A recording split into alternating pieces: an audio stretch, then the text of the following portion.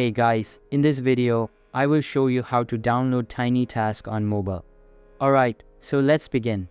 In this case, you might be wondering if it's actually possible for us to install or download TinyTask on our mobile. So we'll be seeing if it's actually possible.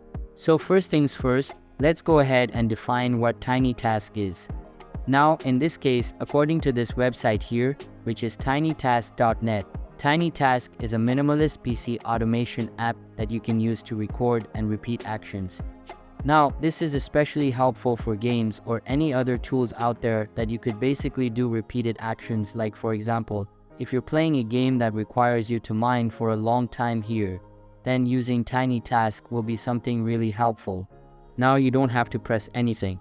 TinyTask will do everything for you.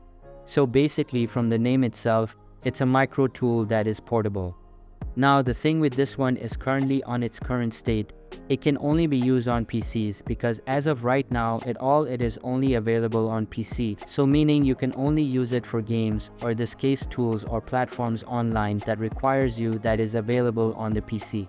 So if you're using your mobile, then unfortunately you will not be able to do this. So creating macro tools on your mobile can be really hard, especially with the restrictions that is available.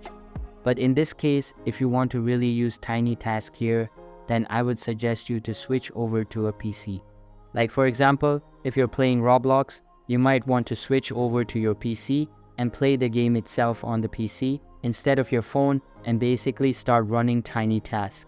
But as of right now, it is not possible for us to use TinyTask on our mobile. But then again, if you can play the game on your PC, well, you'll be able to use it. So that's basically how you can download TinyTask on mobile. So that's all for this video.